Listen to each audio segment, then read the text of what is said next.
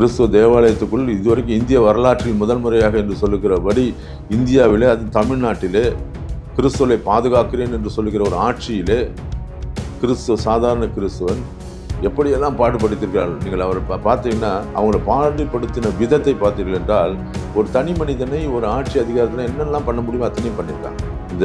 நான் சொல்கிறேன், இதில் அந்த மந்திரி இதில் சம்பந்தப்பட்டிருப்பார் என்று சொன்னால், பாரபட்சம் இல்லாமல் இந்த திமுக அரசு அவர் மேல் நடவடிக்கை எடுக்கவில்லை என்று சொன்னால், வருகிற இந்த பாராளுமன்ற தேர்தலிலே கிறிஸ்துவனுடைய ஒத்தை வாக்கை கூட உங்களால் பெற முடியாது.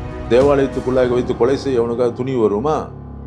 அவ்வளவு துணிச்சல் வருகிறது என்றால், திமுக என்ற அந்த கட்சி இவர்களை காப்பாற்றி கொண்டிருக்கிறது. இந்த தேசத்தின் நலனுக்காக, மக்களின் நலனுக்காக, நாட்டுக்காக போராடுகிற ஒரு பொது போராளி இவர். அங்கே இருக்கிற இந்த திமுகவுடைய ஒன்றிய செயலாளர், இந்த திமுகவுடைய மக்கள் எல்லாம் செய்கிற அந்த திருட்டுகள், மணல் திருட்டு, கொள்ளைகள், மலையில் உடைத்து கொள்ளைகள், இதையெல்லாம் எதிர்க்கிறார். இவரை கண்டிக்கிறார். இவர் திருட்டுகளை வெளிப்படுத்துகிறார்.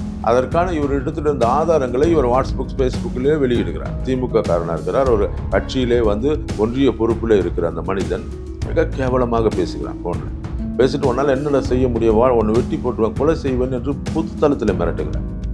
இப்படிப்பட்டவர்களை எல்லாம் நீங்கள் வெளியே எப்படி விட்டு இருக்கீர்கள்? பராசக்தி என்ற படத்தில் கருணாநிதி ஒரு வசனம் எழுதியிருப்பார். திமுகவின் தலைவர் கோயில் வேண்டாம் என்று சொல்லவில்லை, கோயில் கொள்ளைக்காரனுடைய கூடாரமாய் இருக்கக்கூடாது என்பதற்காக வேண்டாம் என்று சொல்லுகிறேன். அன்னைக்கு அவர் வேண்டாம்னு சொன்னதை இவங்க அப்படியே மாற்றி புரிஞ்சுனாங்க. கோயில் இருக்க வேணாம் அப்படின்னு நம்ம தலைவர் எது கூப்பிட்டு வச்சாருன்னா, அதை கொள்ளை கூடாரமாக மாற்றணுன்றதுக்காகத்தான் அதை இவங்க மாற்றிட்டு இருக்காங்க.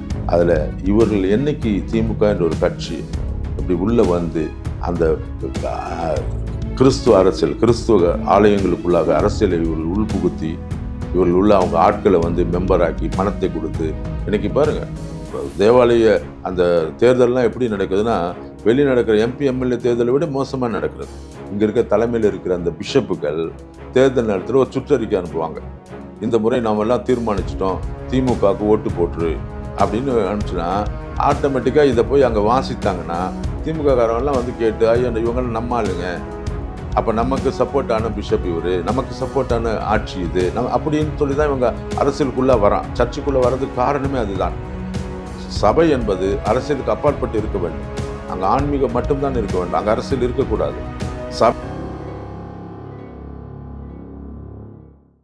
வணக்கம் ஃபாதர். வணக்கம்.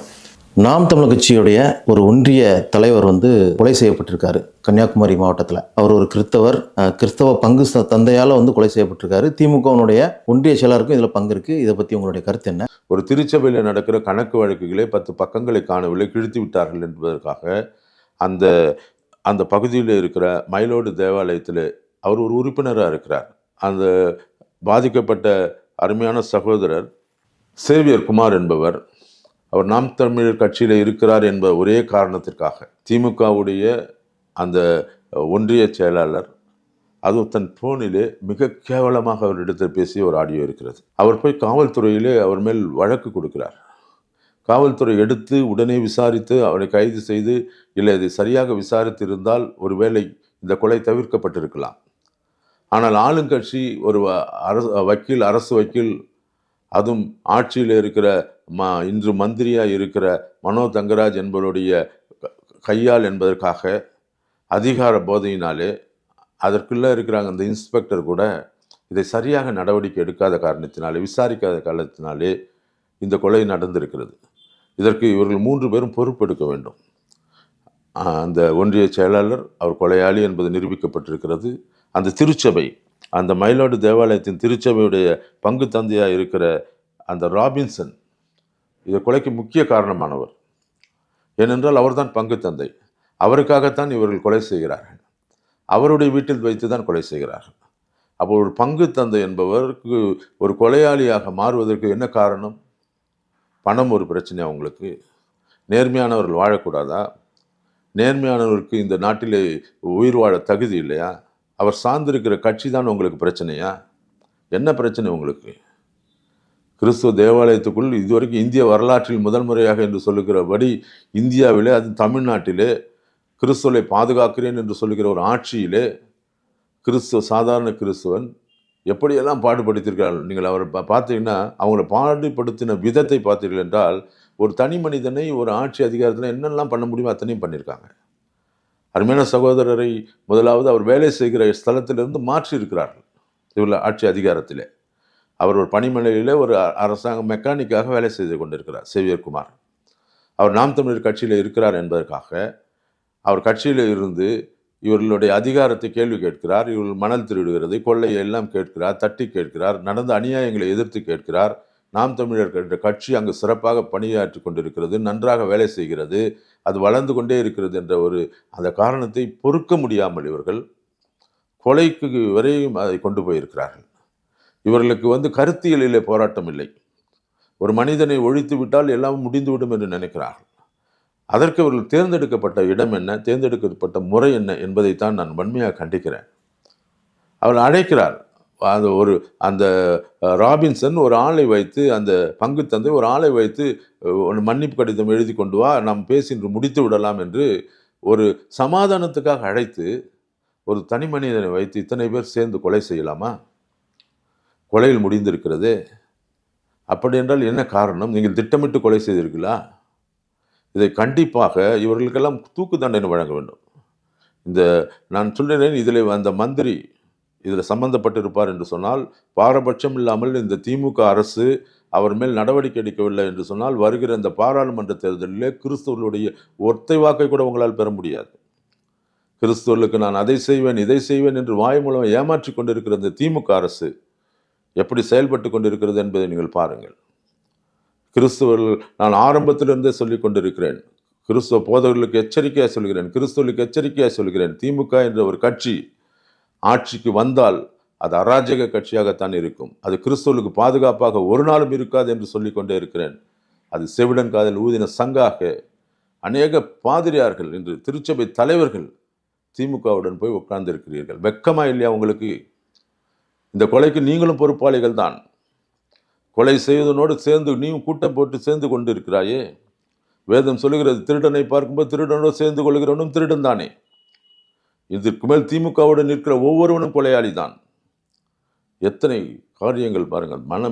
மனம் பதைக்கிறது இதை பார்க்கும்போது.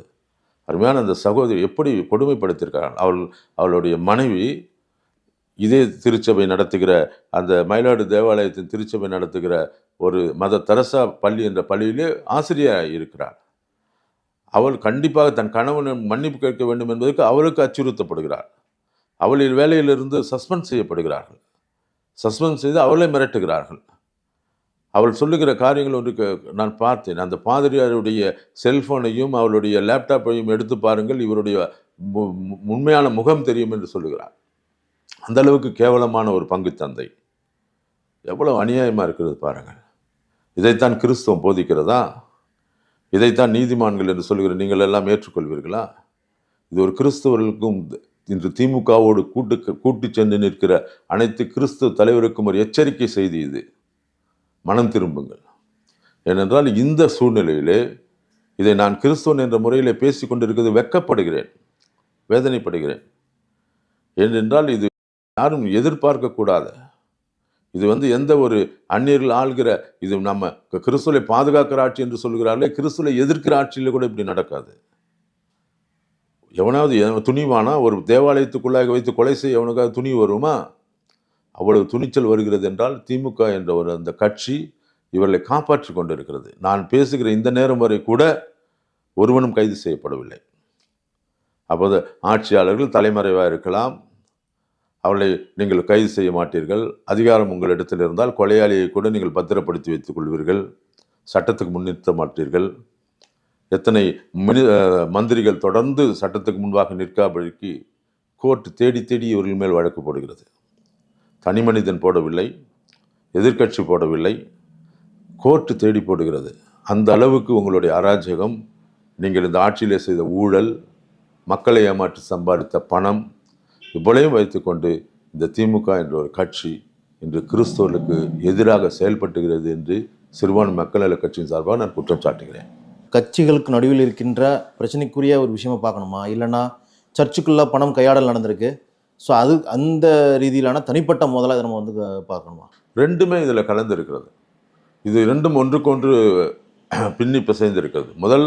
முதல் இது ஆரம்பிக்கிறது அது தேவாலயத்துக்குள்ளாய் பணம் திருடப்பட்டிருக்கிறது, பணம் கையாடப்பட்டிருக்கிறது என்பதை ஒரு தனி மனிதனாக சேவியர் குமார் என்ற அந்த நேர்மையான மனிதன் குற்றச்சாட்டுகிறான்.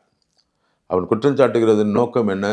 பொதுமக்கள் மக்கள் காணிக்கையாய் கொடுக்கிற பணம், மக்கள் சம்பாதித்து தங்களுடைய பணத்திலிருந்து ஒரு பகுதியை தேவாலயத்தின் வளர்ச்சிக்காகவும் தேவாலய பாதிக்கப்பட்ட மக்கள், ஏழை மக்களுக்காக நடத்துகிற பள்ளிகள் கல்லூரிகளுக்காக உதவி செய்கிறதுக்காக தங்கள் சம்பாதியத்திலிருந்து கொடுக்கிற பணம். இது ஏதோ வெளிநாட்டிலிருந்து வந்த பணம் அல்ல, வேறு யாரோ கொடுத்ததல்ல. இப்படிப்பட்ட பங்குகளில் இருக்கிற மக்கள் தங்கள் சொந்த பணத்தை கொடுக்கிறார்கள், தங்கள் வேர்த்து உழைத்த பணத்தை கொடுக்கிறார்கள்.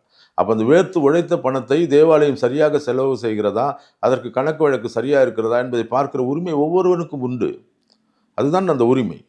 அதன்படி பார்க்கும்போது நீங்கள் அதில் 10 பக்கங்களை 5 பக்கங்களை கிழித்து ஏமாற்றி விடுவீர்கள் என்று சொன்னால் நேர்மையானவனுக்கு கோபம் வரும். லஞ்ச லாவணிகள் வாங்கி கொண்டு தேவாலயத்தை திருடுகிற எத்தனையோ யூதாசுகள் உண்டு என்று, அவர்களோடு ஒத்துப்போகிறவர்கள். அப்படி ஒத்துப்போகாததால் தான் இவர் இன்று கொலை செய்யப்பட்டிருக்கிறார். அவர் தன்னுடைய அந்த கணக்கு வழக்குகளை கேட்கும்போது அங்கே 10 பக்கங்களை காணவில்லை, சில பக்கங்களை கிழிந்திருக்கிறது, இந்த கணக்கு எங்கே என்று கேட்கும்போது அதை இவர் பொதுத்தளத்திலையும் வாட்ஸ்அப்லேயும் அவருடைய ஃபேஸ்புக்லேயும் போடுகிறார். அது இவர்களுக்கு பிடிக்கவில்லை. அதை குறித்து இவர்கள் மிகவும் கோபமடைகிறார்கள். ரெண்டாவது, அங்கே இருக்கிற அந்த தனிப்பட்ட வாழ்க்கையிலே அந்த ராபின்சன் என்ற அந்த போதகர், அந்த பாதிரியார் சரியாக இல்லை என்பது இவர்களுடைய குற்றச்சாட்டு. அது அங்கே இருக்கிற மக்களே அநேகர் சொல்லுகிறார்கள், இவர் சரியான மனிதன் இல்லை, பல விஷயங்களில் இவர் தவறுதலாக இருக்கிறார் என்பதை. அதை இவர் குற்றச்சாட்டுகிறார். அது ஒரு குற்றம். ரெண்டாவது, இவர் ஒரு சோஷியல் ஆக்டிவிட்டீஸ், ஒரு தனிப்பட்ட மனிதனாய் மட்டும் இல்லாமல் சமுதாய கண்ணோக்கத்தோடு இந்த தேசத்தின் நலனுக்காக, மக்களின் நலனுக்காக, நாட்டுக்காக போராடுகிற ஒரு பொது போராளி இவர். அங்கே இருக்கிற இந்த திமுகவுடைய ஒன்றிய செயலாளர், இந்த திமுகவுடைய மக்கள் எல்லாம் செய்கிற அந்த திருட்டுகள், மணல் திருட்டு, கொள்ளைகள், மலையில் உடைத்து கொள்ளைகள், இதையெல்லாம் எதிர்க்கிறார், இவரை கண்டிக்கிறார், இவர் திருட்டுகளை வெளிப்படுத்துகிறார். அதற்கான இவர் எடுத்துகிட்டு ஆதாரங்களை இவர் வாட்ஸ்அப் ஃபேஸ்புக்கிலேயே வெளியிடுகிறார். அப்போ அதுவும் இவர்களுக்கு கோபம் வருகிறது. அவர் பேசின ஒரு ஆடியோவை நான் கேட்டேன். மனுஷன் கேட்க முடியாத ஒரு கொடூரமான ஒரு ஆடியோவை அவர் ஒரு வக்கீலாக இருக்கிறார், ஒரு வக்கீலாக இருந்து கொண்டு, அதுவும் அரசு வக்கீல் என்று பேசுகிறார், திமுக காரனாக இருக்கிறார், ஒரு கட்சியிலே ஒன்றிய பொறுப்பில் இருக்கிற அந்த மனிதன் மிக கேவலமாக பேசுகிறான். ஃபோனில் பேசிட்டு உன்னால் என்னடா செய்ய முடியுமா, ஒன்று வெட்டி போட்டுருவேன், கொலை செய்வேன் என்று பொது தளத்தில் மிரட்டுகிறார். இப்படிப்பட்டவர்களை எல்லாம் நீங்கள் வெளியே எப்படி விட்டு இருக்கீர்கள்? இப்போ அப்படிப்பட்ட சூழ்நிலையிலே இவர் பயந்து இவர் ஒளிந்து கொண்டு, அவருக்காக தன் மனைவியையும் பாதிக்கப்பட்டால், பொருளாதாரத்திலே இவர் வேலையை 50 கிலோமீட்டர் தள்ளி இவரை மாற்றுகிறார்கள் இவருக்கு இருக்க அதிகாரத்திலே. சாதாரண மனிதன் என்ன செய்ய முடியும்? ரெண்டாவது, குடும்பத்தில் இருக்கிற மனைவிக்கு பிரச்சனை கொடுக்கிறார்கள், 2 பெண் குழந்தை வைத்திருக்கிறார். என்ன செய்வதென்று தெரியாது. பரவாயில்லை, மனைவி சொல்கிறது கடினப்பட்டு சரி மன்னிப்பு கடிதம் எழுதி கொடுத்துடுவோம், இவர்கள் பிரச்சனை வேண்டாம் என்று சொல்லி முடிவுக்கு வந்த பிறகு இவர்களை கொலை செய்கிறார்கள் என்றால் இது என்ன அநியாயம் இது? அப்போ இரண்டும் தானே. ஒன்று, தேவாலயத்தில் இருக்கிற பிரச்சனை கேட்டதற்கும் அவர்களுக்கு பிரச்சனை, பொதுத்தளத்திலே திமுக செய்கிற ஊழலை தட்டி கேட்டது பிரச்சனை. மூன்றாவது, இவரை விட்டு வைத்தால் நாம் தமிழர் என்ற ஒரு கட்சி இங்கு சிறப்பாக பணியாற்றி மிகப்பெரிய வேலையை செய்து விடுவார், இங்கு திமுகவுக்கு ஒரு அழிவு காலத்தை இவர் உருவாக்கி விட்டார் என்ற அவரை எப்படியும் அழித்து விட வேண்டும் என்று ஒரு நோக்கில் தான் இந்த கொலை நடந்திருக்கு. இது திட்டமிட்டப்பட்ட படுகொலை. சொல்லி வீட்டில் இருந்தவரை அழைத்து கொலை செய்திருக்கிறார்கள். இது அரசாங்கம் இதை உடனடியாக நடவடிக்கை எடுக்கணும். அரசாங்கம் எடுக்காவிட்டால் கோர்ட்டு டைரெக்டாக இறங்கி இவர்களை கைது செய்வதோடு இதில் சம்பந்தப்பட்ட ஒவ்வொருவரையும், அந்த தேவாலய கணக்கு வழக்குகளை நான் பிஷப்புக்கும் சொல்லுகிறேன். இவர் அந்த ராபின்சன் என்ற போதகர் இதுக்கு மேலே பாதிரியார் இருக்க தகுதி பெற்ற மனுஷன் அல்ல, அவர் ஒரு காட்டு மிராண்டி. அவரை உண்மையாக நீங்கள் அவருக்கு கொடுத்த எல்லா அங்கீகாரத்தை ரத்து செய்து அவரை வெளியே எடுத்து விட வேண்டும். அவருக்கு இதுக்கு மேலே எந்த ஒரு திருச்சபையிலும் கொடுக்க என்று சொன்னால், அப்படி மீறி இது செய்யும் என்று சொன்னால் சிறுபான்மை மக்கள் நல கட்சி அவருக்கு விரோதமாய் போராடும். அவர் தகுதியற்ற மனிதர்களை நீக்க வேண்டும். சமுதாயத்தில் தகுதியற்றவர்கள் எல்லாம் இது மாதிரி அன்பை போதிக்கிறவன் கொலை செய்வானா? அது கிறிஸ்துக்கு விரோதமான செயல் அல்லவா? அதை சிந்திக்க வேண்டும். அதெல்லாம் இவருக்கு எல்லா ரீதியாக இவர் பாதிக்கப்பட்டவர் தான். சர்ச்சை எடுத்துக்கிட்டோம் அப்படின்னா, திமுகனுடைய ஆட்களுடைய பங்கு, அந்த கவுன்சில் இருக்கும், அதில் தலைவராக அவங்க தான் இருப்பாங்க, உறுப்பினர்களாக அவங்க தான் இருப்பாங்க. சர்ச்சுக்குள்ளே ஒரு கட்சியை அவங்க ஏன் எடுத்துகிட்டு வராங்க? இதுக்கு பின்னாடி எதுவும் பணம் ஏதாவது ஒரு விஷயம் இருக்குதா? பராசக்தி என்ற படத்தில் கருணாநிதி ஒரு வசனம் எழுதியிருப்பார். திமுகவின் தலைவர் கோயில் வேண்டாம் என்று சொல்லவில்லை, கோயில் கொள்ளைக்காரனுடைய கூடாரமாய் இருக்கக்கூடாது என்பதற்காக வேண்டாம் என்று சொல்லுகிறேன். அன்னைக்கு அவர் வேண்டாம்னு சொன்னதை இவங்க அப்படியே மாற்றி புரிஞ்சினாங்க. கோயில் இருக்க வேணாம் அப்படின்னு நம்ம தலைவர் எதுக்கு விட்டு வச்சாருன்னா, அதை கொல்லக்கூடாரமாக மாற்றணுன்றதுக்காகத்தான். அதை இவங்க மாற்றிட்டு இருக்காங்க. இப்படியெல்லாம் முன்னால் இருந்ததில்லை. அநேக திருச்சபை இப்படி இல்லை. எங்கெல்லாம் திமுக தான் ஆரம்பத்திலே நான் சொன்னேன், கூடா நட்பு. திமுக என்ற ஒரு கட்சி எங்கெல்லாம் ஆலயத்துக்குள்ளாகி வருகிறதோ அங்கெல்லாம் திருட்டு இருக்கும், அங்கெல்லாம் கொள்ளைக்கு வழி வைப்பார்கள். ஏன்னால் இவர்களுடைய பாரம்பரியம் அப்படிப்பட்டது, அவருடைய வளர்ச்சி. இப்போ அங்கே வந்து கோயில் என்பது ஒரு பொது சொத்து, ஆனால் இங்கே தேவாலயம் என்பது ஒரு தனி சொத்து. தேவாலயம் என்பது ஒரு தனிப்பட்ட கிறிஸ்துவர்களால் உருவாக்கப்பட்டு அவர்களுடைய பணத்தினால் வருது. இங்கே வந்து எவன் திருடினாலும் கேள்வி கேட்க ஆள் இல்லை. அதுதான் பிரச்சனை. இதற்கான ஒரு வழிமுறை இல்லை. அதற்கு வந்து அங்கே இருக்கிற கமிட்டி, அங்கே இருக்கிற ஆட்கள் தான். எல்லா தேவாலயங்களிலும் அதான் பிரச்சனை இருக்குது. இப்படிப்பட்ட அந்த கமிட்டிகள் அங்கே இருக்கிறவர்கள் உள்ளாக அவர் திருடுகிறதை அவர்களே வைத்திருக்கிறார்கள். அது வெளிரங்கப்படும் போது தான் இப்படிப்பட்ட பிரச்சனை வருகிறது. தேவாலயத்தில் உள்ள வரவு செலவு கணக்குகள் எல்லாம் அவர் என்ன சொல்லுகிறாரோ அது நம்பப்படுகிறது. ஏன்னா காணிக்கைகளை யாரும் வந்து ரிசிப்ட் போட்டு கொடுக்கறதில்ல, அது பெட்டியிலே போடப்படுகிறது. அது எவ்வளவு இருக்கிறதுன்னு யாருக்கு தெரியாது. அது எண்ணிக்கை சொல்லுகிறவன், அது எழுதுகிறவன், கணக்கில் இருக்கிறவன் தான் அது உண்மை. அப்படிப்பட்டுகிற சொல்லப்படாத வருகிற அந்த வருமானங்களை திருடுகிற அதிகாரம் யாருக்கு இருக்குது? அங்கே இருக்கிற கமிட்டி மெம்பர்ஸுக்கு இருக்குது. அதை வந்து என்ன செய்கிறாங்க, அங்கே இருக்கிற அந்த தேவாலயத்தில் இருக்கிற அந்த கமிட்டி மெம்பர்ஸ், அங்கே இருக்கிற ஆட்கள்லாம் கூட்டு சேர்ந்து, அது நேர்மையானவர்கள் இருக்கிறார்கள். நான் சொல்லுகிறேன், 90% நேர்மையானவர்கள் தான் இருப்பார்கள். அது 10% திருடன் இருக்கான். அந்த 10% இருக்க திருடனுக்கு தான் நான் பேசுகிறேன். 90% நேர்மையாக இருக்கிறதால தான் தமிழ்நாட்டிலே, இந்தியாவிலே இவ்வளோ பெரிய கிறிஸ்துவ வளர்ச்சி வந்திருக்கிறது. ஏன்னால் திருச்சபை கட்டுகிறதிலே, திருச்சபை பணத்தை திருடாது இருக்கிறதிலே நேர்மையானவர்கள் கிறிஸ்தவர்கள். அதில் இவர்கள் என்னைக்கு திமுக என்ற ஒரு கட்சி இப்படி உள்ளே வந்து அந்த கிறிஸ்துவ அரசியல், கிறிஸ்துவ ஆலயங்களுக்குள்ளாக அரசியலை இவர்கள் உள்புகுத்தி, இவர்கள் உள்ள அவங்க ஆட்களை வந்து மெம்பராக்கி பணத்தை கொடுத்து, இன்றைக்கி பாருங்கள் தேவாலய அந்த தேர்தல்லாம் எப்படி நடக்குதுன்னா, வெளியே நடக்கிற எம்பி எம்எல்ஏ தேர்தலை விட மோசமாக நடக்கிறது. அங்கே இருக்கிற ஆட்களை மெம்பரை கடத்துகிறான், மெம்பருக்கு காசு கொடுக்குறான், மெம்பருக்கு டிவி வாங்கி கொடுக்குறான், பைக் வாங்கி கொடுக்குறான். அவ்வளவு லஞ்சம் கொடுத்து ஏன் அவரெல்லாம் ஜெயித்து வருக வேண்டும்? நீ செய்கிறது பணி செய்கிறது தானே வர, உன்னுடைய ஒர்க்கு சோஷியல் ஒர்க்கு தானே. நீ உன் நேரத்தை எடுத்து வேலை செய்ய வருகிறாய். அங்கே ஏன் உங்களுடைய ஓட்டை ஏன் காசு கொடுத்து வாங்க வேண்டும்? காசு கொடுத்து வாங்கினால் பிஷப் சம்பாதிப்பார், பிஷப்பாய் வருவன் கோடிக்கணக்கில் போட்டு சம்பாதிக்க. இதெல்லாம் ஒரு தொழில் முதலீடு போல இதை ஆக்கிவிட்டார்கள். இது அரசியல் ஆக்கிவிட்டாங்க. அதுதான் கேவலமானது. கிறிஸ்தவர்களுக்கு ஒழுங்கான அரசியல் இல்லாததால் திருச்சபை என்ற அரசியலாய் மாறிவிட்டது. கிறிஸ்தவர்கள் அதுக்காக தான் நாங்கள் அரசியல் கட்சி வேணும். அரசியல் தனிப்பட்ட முறையில் இருக்க வேண்டும், தேவாலயம் அந்த தனிப்பட்ட முறையில் இருக்க வேண்டும். அது வந்து ஆன்மீக சம்பந்தப்பட்டது. ஆனால் இன்றைக்கி என்ன ஆச்சு, கிறிஸ்தவர்கள் அரசியல் என்று தனியாக இல்லாததால் இன்றைக்கி ஆன்மீகத்தையும் அரசியலும் இவங்கள் ஒன்றாக்கினதாலே இன்றைக்கி திருச்சபையிலே கொலை நடக்கிறது. திருச்சபைக்குள்ளாய் அரசியல் வந்து விட்டது. அது நல்ல அரசியலாக இருந்தால் வாழ்த்தி வரவேற்கலாம்.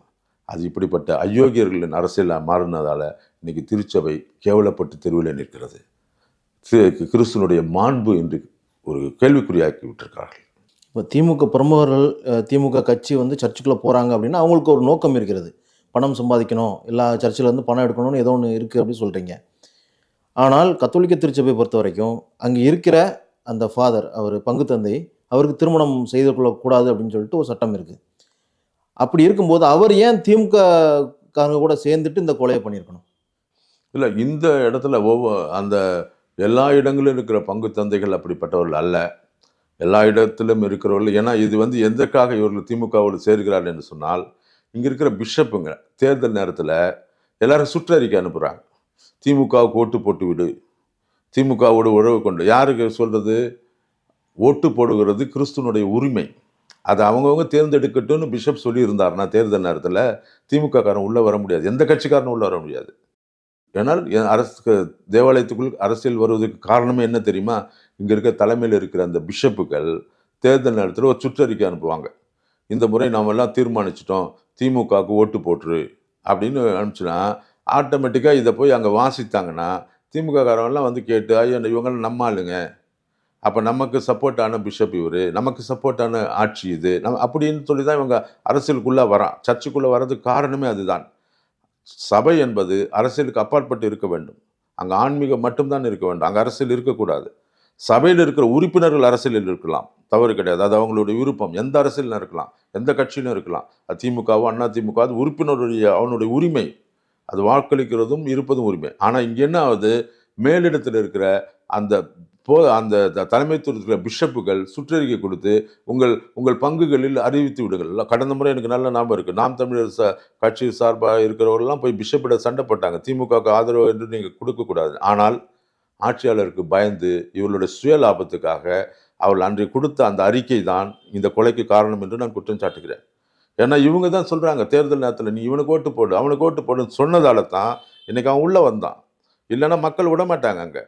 அங்கே அரசியல் ஒரு திருச்சபையிலே அத்தனை அரசியல் கட்சி சேர்ந்தவனும் இருக்கான். அங்கே திமுக இருக்கான், அண்ணா திமுக இருக்கான், கம்யூனிஸ்ட் இருக்கான், எல்லா கட்சி சார்ந்தவன் இருக்கான். அவன் எப்படி ஒரு கட்சியை ஏற்றுக்கொள்வான்? ஏன்னா பிஷப் சொல்லிட்டாரு, பிஷப் சுற்றறிக்கை நாங்களாம் தீர்மானம். யாரை வச்சு கேட்டு தீர்மானம் போடுற நீ? எல்லா திருச்சபை மக்கள் சொன்னார்களா உங்களுக்கு திமுக ஓட்டு போட சொல்லி? இல்லை இந்த கட்சிக்கு ஓட்டு போட சொன்னாங்களா? நீ உனக்கு இருக்கிற அதிகாரம், நீ பிஷப்பாய் தேர்ந்தெடுக்கப்பட்டா என்பதற்கான அதிகாரத்தை வைத்துக்கொண்டு நீ தவறாக யாரோ கொடுக்குற சில கையூட்டுகளுக்காகவும் சில மரியாதைகளுக்காகவும் சில பல காரியங்களுக்காக நீங்கள் அடிமையாக போகிற யூதாசை போல நீ காட்டி கொடுக்குற இயேசு கிறிஸ்துவ. ஆக தேர்தல் நேரத்தில் இங்கே இருக்கிற தலைமைத்துவத்தில் இருக்கிற பிஷப்புகள் செய்கிற தவறு தான் இந்த கொலைக்கு முதல் ஆதாரம். அப்படித்தான் அரசியல் கட்சி உள்ளே வருது. தேர்தல் நேரத்தில் ஃபுல்ஃபிட்டில் இருந்து அந்த திருச்சபையில் இருந்து எந்த கட்சியும் நாங்கள் ஆதரிக்கவில்லை, நீங்கள் விருப்பப்பட்டவர்களுக்கு ஓட்டு போடலாம்னு சொல்ல ஆரம்பித்தாங்கன்னா ஒரு கட்சிக்காரன் உள்ளே போக மாட்டான். அப்போ தவறு எங்கே இருக்கிறது? தலைமை இடத்தில் இருக்கிறது. அவங்க தான் கட்சிக்காரனை வான்னு கூப்பிட்டு உள்ளே விடுறாங்க. அவன் திமுக ஆட்சிக்கு வர மாதிரி இருந்தால் திமுக விடுவாங்க, அண்ணா திமுக ஆட்சி வந்து அண்ணா திமுக விடுவாங்க. யாருக்கெல்லாம் சாதகமாக இருக்கிறதோ அதுதான்.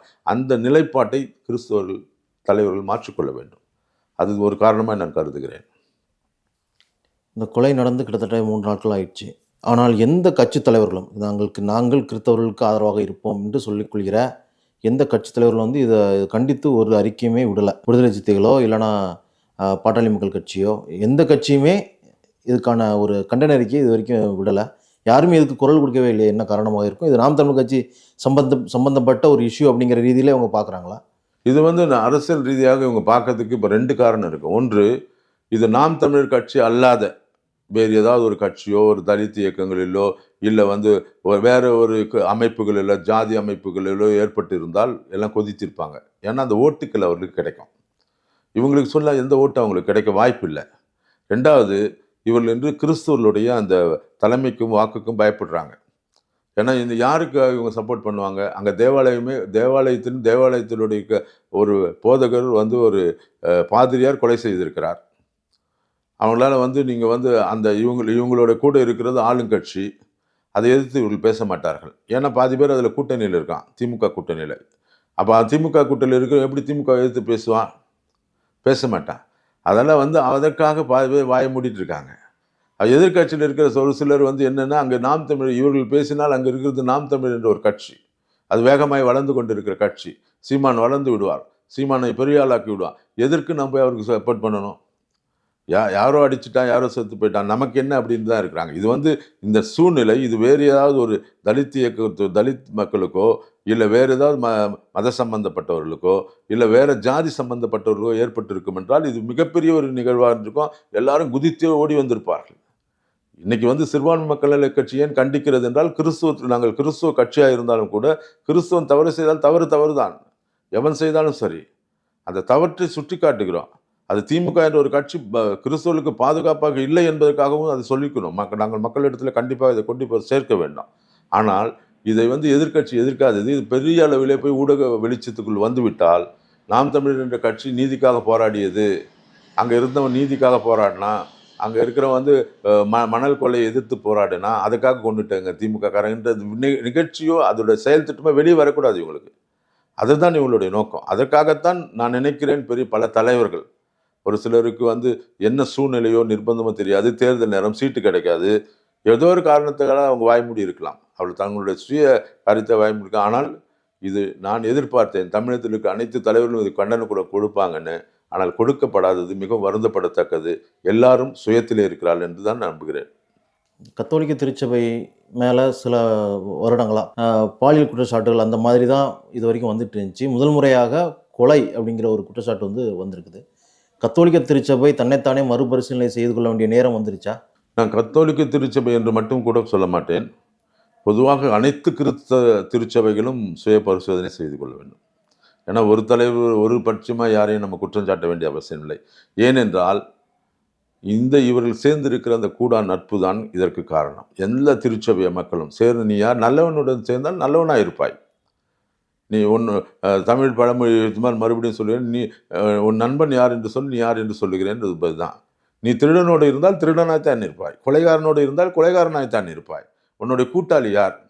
இன்னைக்கு திருச்சபையில் இருக்கிற தலைமைத்துவம், திருச்சபையில் இருக்கிறவர்கள் யாரோடு இருக்க வேண்டும்? நடுநிலைமையோடு இருங்கள், தவறு கிடையாது. ஏன் நடுநிலைமை? என்ன நடக்கும்? உங்கள் சர்ச்சை இடிச்சிருவானா? இடிக்கட்டும். உன்னை ஜெயிலில் போடுவானா? போடட்டும். இயேசு கிறிஸ்துவை சிலுவையில் அடித்தார்கள், இயேசு கிறிஸ்துவை கொலை செய்தார்கள். இயேசு கிறிஸ்து எல்லாத்தையும் உனக்கு பாடுகள் தானே. கிறிஸ்துவம் என்பது பாடுதான். பாடுகளுக்கு மத்தியிலே தான், போராட்டத்துக்கு மத்தியில் தான் கிறிஸ்துவம் வளர்ந்தது. ஹிட்லர் எவ்வளவு நசுக்கினாரோ அவ்வளவு தூரம் வளர்ந்தது. எந்தெந்த இடத்துல எல்லாம் நசுக்கப்பட்டோமோ, கிறிஸ்துவம் நசுக்கப்பட்டோமோ அங்கெல்லாம் வளர்ந்தது. உனக்கு ஏன் பயம்? உனக்கு நீ ஏன் போய் அவன் கூட போய் உட்காடுற? ஏன் திருடன் தெரியும், அவன் கூட ஏன் போய் உட்காடுற? பயம் தானே. உனக்கு ஒரு சொத்தை காப்பாற்றிக் கொள்ள வேண்டும், உங்களுடைய அதிகாரத்தை காப்பாற்றிக் கொள்ளணும், உன் நிலம் புலம் காப்பாற்றணும், உன் குடும்பக்குள்ள எல்லாத்தையும் காப்பாற்றணும். இதற்காக போய் திருடனோடு இருக்கிறீர்கள். மனம் திரும்புங்கள். நான் தான் சொல்கிறேன், எல்லா திருச்சபைக்கும் சொல்கிறேன். ஒட்டுமொத்த தமிழகத்தில் இருக்க அனைத்து திருச்சபைகளும், நான் கத்தோலிக்க திருச்சபைன்னு பார்ப்பேன். இல்லைன்னா முதல்ல சொன்னேன் நான், அவன் வாசலிலே வந்து அடித்தான், இப்போ உள்ளே வந்து கொலை செய்துகிறான். நாளைக்கு வந்து பாதிரியாரோடு சேர்ந்து கொலை செய்தான், அடுத்து பாதிரியார்களே கொலை செய்வார்கள். இதான் நடக்க போகுது. ஏன்னா நாளைக்கு காசு இப்போ அவனுக்கு இல்லைன்னா நேரம் என்ன பண்ணுவான்? உங்ககிட்ட தான் வந்து கத்தி கழுத்தில் வைப்பான். நீ கொடு, நீ இவ்வளோ பெரிய சர்ச் வச்சிருக்கல, காசை கொடு, எலெக்ஷனுக்கு காசை கொடு, அதை கூட ஒன்று தான் உதைக்க போகிறான். இதுதான் நீ வந்து என்ன பண்ண, அவனை கொண்டு போய் வீட்டுக்குள்ள வரைக்கும் உட்கார வச்ச, உன் வீட்டுக்குள்ளே வந்து அடித்தான், கொலை பண்ணான், அடுத்து ஒன்று தான், அடுத்த டார்கெட் வந்து இவங்களுக்கு தான். ஆகவே சொல்லுகிறேன், இது ஒரு நல்ல எச்சரிக்கை சத்தமாக எடுத்து கிறிஸ்துவ திருச்சபைகள் மறுபரிசீலனை செய்து கொள்ளுங்கள். அரசியல்வாதியை கண்டு பயப்பட வேண்டிய அவசியம் இல்லை. நாம் நேர்மையாளர்கள் என்றால் ஏன் நீ பயப்பட வேண்டும்? திருச்சபை நேர்மையாக நடத்தினால் நீ ஏன் மற்றவனுக்கு பயப்படுற? அவன் எவனாவது இருக்கட்டும், எவனாலும் ஆட்சி செய்யட்டும், RSS வரட்டும், இந்து முன்னணி வரட்டும், எவனா வரட்டும், பிஜேபி வரட்டும், இல்லை அதிமுக வரட்டும், திமுக வரட்டும், எந்த கட்சியாவது இருக்கட்டும், நீ நல்லவன் என்றால் ஏன் உனக்கு பயம்? நீதிமான் தானே. கிறிஸ்தவம் என்றது பாடு அனுபவிக்கிற வாழ்க்கை தானே. நீ தவறு செய்யாமல் உன்னுடைய நிர்வாகத்தை நடத்து, தவறு செய்யாமல் பள்ளிகளை நடத்து, தவறு செய்யாமல் ஆலயங்களை நடத்து. தவறு செய்யக்கூடாதுன்னு தானே பைபிள் கற்றுக் கொடுக்குது. அதை செய்தால் நீ ஏன் பயப்படணும்? அப்போ நீ திருடுற, அது உங்களோட திருடரை கண்டுபிடிக்கிறதால உங்க கூட வந்து உட்காந்துருக்கான். நான் திருடன் இல்லைன்னா ஏன் உங்க கூட வருவான்? அப்போ திருச்சபைகள் நேர்மையாக இருந்தால் எவனுக்கும் பயப்பட வேண்டிய அவசியம் இல்லை. அது எந்த ஆட்சியாக இருந்தாலும் சரி, எந்த ஒரு கட்சியும் வந்து கிறிஸ்துவனுக்கு பாதுகாப்பாக இருப்பேன்னு சொல்ல அவசியம் இல்லை. ஆண்டவர் தான் கிறிஸ்துவனுக்கு பாதுகாப்பு. தேவனுடைய கயத்தில் இருக்கிறோம். தேவன் கைவிடாத வரைக்கும் நம்ம பாதுகாப்பாக வச்சிருப்பாரு. நீ தேவன் கையிலிருந்து விலகினால் தேவன் உன்னை தண்டிப்பார். இந்த இது போன்ற கொலைகள் கிறிஸ்தவ இளைஞர்களுக்கிடையே ஒரு மனப்பிறழ்வை ஏற்படுத்தாதா? இது எல்லா மதம் போல தான் இதுவும் இருக்குது, இதுலேயும் ஊழல் இருக்குது அப்படிங்கும் பொழுது அவர்கள் மற்ற மதத்தை சார்ந்து போகவோ, இல்லைனா வந்து கடவுளை இல்லை அப்படிங்கிற நம்பிக்கைக்கு வரவோ, இது போன்ற கொலைகள், இது போன்ற தவறுகள் ஏதாவது காரணமாக இருக்கிறதுக்கு வாய்ப்பு இருக்கிறதா? இது வந்து பார்க்குற இன்னைக்கு இளைஞர்கள் பார்க்கும்போது அவங்களுக்கு ஒரு சின்ன சலசலப்பு உண்டாக்கும். முதல்ல வந்து இன்று பெரும்பாலும் இளைஞர்கள் வந்து நல்ல ஒரு அறிவாளிகளாக இன்று ஊடக வெளிச்சம் இருக்கிறது. அவர்களுடைய இன்டர்நெட், சோஷியல் மீடியா எல்லாம் தெரிந்து கொள்கிற பல தகவல்கள் மூலமாக அவர்கள் கடவுள் என்பதையே மறு ஆய்வு செய்து தான் ஏற்றுக்கொள்கிறார்கள். அவர்கள் அவ்வளோ சீக்கிரமெல்லாம் முன்ன மாதிரி சொன்னதெல்லாம் கீழ்ப்படிந்து அப்படியே வந்து உட்காரக்கூடிய இளைஞர்கள் இன்று இல்லை. சொல்லுவதை மறுபரிசீலனை செய்யக்கூடிய இளைஞர்களாக தான் இருக்கிறாங்க. இளைஞர்கள்லாம் நல்ல பிரில்லியன்ஸாக இருக்காங்க. அவர்கள் எதிர்கால திட்டங்களை குறித்து நன்றாக அறிந்தவர்களாகவும் தேவனை குறித்து பயந்த சுபாவம் உள்ளவர்களாக இருக்கிறாங்க.